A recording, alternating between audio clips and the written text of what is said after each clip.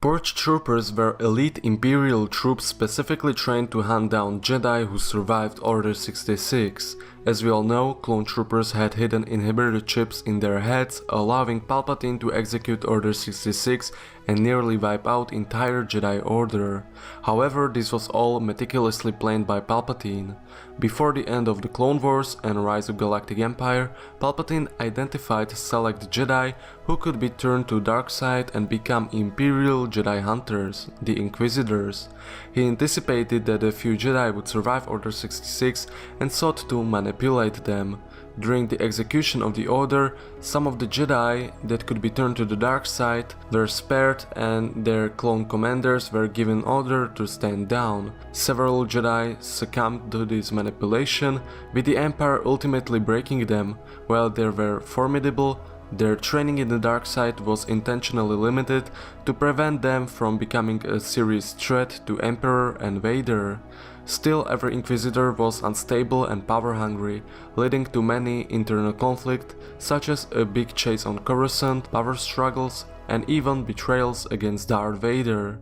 Despite their instability, they were highly effective against most surviving Jedis, mostly Padawans and Knights. And even when we combine Inquisitors with Imperial support, that was mostly enough for many Jedi. This Imperial support came in form of Purge troopers. Unlike standard Imperial forces, these troops were given special care and training. Palpatine deployed them early on, immediately after Order 66, when construction on Fortress Inquisitorius on Nur began. Purge troopers had 3 distinct phases, and today we will break down all of them. First generation of Purge troopers came from the final batch of clone troopers. Unlike well-known clones who fought alongside Jedi in the Clone Wars, these troopers had a different history. Having not served closely with the Jedi, they may have been more compliant. It is possible that they went under secret training to hunt down Jedi, and they were even part of an experimental project during the Clone Wars, but that's not confirmed. These Purge troopers wore Phase 2 clone trooper armor painted in darker colors, giving them sinister appearance. However, this phase was short-lived as the Empire transitioned from clones to human recruits. Purge troopers also underwent changes, but at this stage they remained clones. Despite still being clones, we came to Phase 2. Their armor was significantly upgraded from standard Phase 2 clone trooper armor to gear that resembles more of clone paratrooper armor. This change was intentional, as paratrooper helmets offered several advantages, such as enhanced respirators for extreme environments, improved visibility, resistance to rapid altitude changes, and better integrated communication systems. Empire ensured Purge troopers had the best equipment for this Jedi hunting. They wielded various blasters such as DC-15A and later E-11B, but their close combat fighting set them apart from various troopers. They were armed with electro-staffs, electro-batons and electro-hammers, melee weapons capable of deflecting lightsaber strikes. Regular training ensured they could hold their own against Jedi in battle hand-to-hand. However, there was a critical weakness in this phase. One of their most notable missions was to hunt down Jedi survivor Farron Bar and his disciples on Mon Cala, and they also got help from the King Lee Char. Darth Vader, 3 Inquisitors and squad of Purge troopers launched an assault, but Farron Bar had a trick up his sleeve. He understood how Purge troopers operated and they were former clones. He used Force to reactivate their inhibitor chips, forcing them to execute Order 66 once more, but on Inquisitors.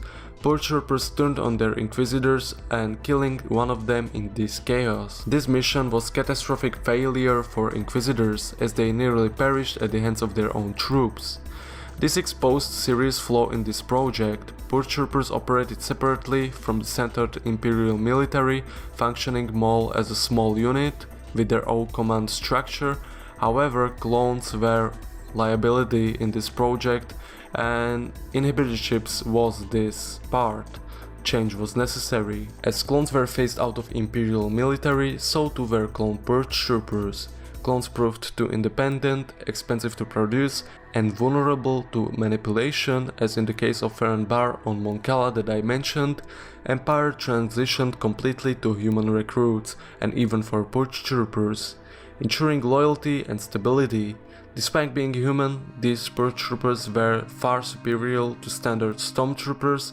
They were still among the Imperial best trained soldiers. These troopers played a key role in the hunt for the Jedi Cal Kestis, accompanying the second sister and ninth sister. They were also stationed at Fortress Inquisitorius, and it was also infiltrated by Cal. However, as the number of surviving Jedi dwindled, so did the need for inquisitors, and with fewer inquisitors, the demand for Purge troopers also decreased. And there comes the final phase of this project. By the time of hunt for Obi-Wan Kenobi, the remaining Purge troopers underwent another armor upgrade. This new armor featured a combination of short trooper and death trooper helmet designs. The short trooper elements provided better protection for exotic environments, such was Nur, and it was better for sand and water environments, while death trooper elements enhanced multispectrum vision, improved heads-up display capabilities, and possibly even encrypted communications. It's unclear why the Empire made this final change. Perhaps the last original Purge troopers had perished, leading to experimental redesign. However, this phase was short-lived, with Inquisitor numbers dwindling and the Jedi Order nearly extinct. There was little need for Purge troopers and Inquisitors to continue existing. We don't know if all of them went extinct, maybe some of them were in service for the Empire in some Force-related missions, but their ultimate fate remains unknown. Kylo Ren was at the height of his powers after The Last Jedi as the supreme leader of the First Order. He spent 1 year between Episode 8 and Episode 9 growing stronger in the dark side. He was obsessed with destroying his enemies and learning as much as possible. Because of this, he collected several Sith artifacts to deepen his connection to the dark side. So how does this connect to Jedi hunters known as Purge troopers?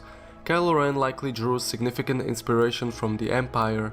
In a way, he created his own version of Purge troopers, though not the exact same. By the time of sequel trilogy, there were not many Jedi left like in Imperial era, so there was no longer need for troopers specifically trained to hunt down Jedi Knights, or either Inquisitors or something like that. During Imperial's reign, Jedi were in hiding and some even posed a real threat to the Empire, but 30 years later, very few Jedi remained, if we don't count Rey. However, Kylo was focused on something different, collecting Force-related artifacts to expand his knowledge and power. That's why he created the First Order Raiders. You can clearly see that he drew inspiration from the Empire's project. Raiders were amongst the most elite First Order troops. Though they were equipped with F-11D blasters, they were highly skilled marksmen. However, their true focus was archaeology. Fighting darkside artifacts was no easy task. They were neither common nor easy to locate. Most have been destroyed or well hidden in well-protected places.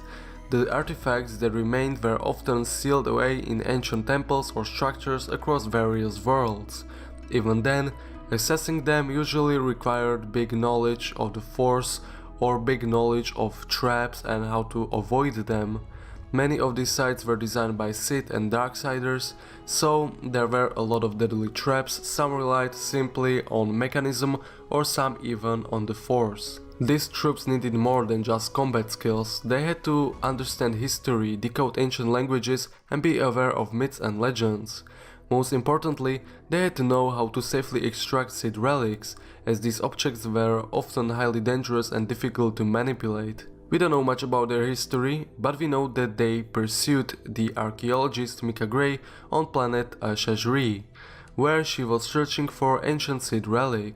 They gave her and her allies trouble, but she ultimately outsmarted them, using the relic she had found there, and she wiped out entire squad of these troops. They would rather die than return to Kylo Ren empty-handed, showing just how loyal they were. It's unclear whether there were more of them within the First Order. From what we're seeing, it seems like there was just this rare unit and it's all gone.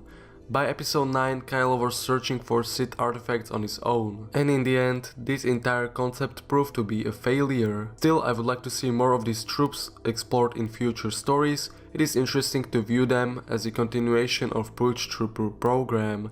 but with a different purpose, I must say. These videos takes a lot of my time, so to support me you can like, comment, subscribe or share. I'll see you next time.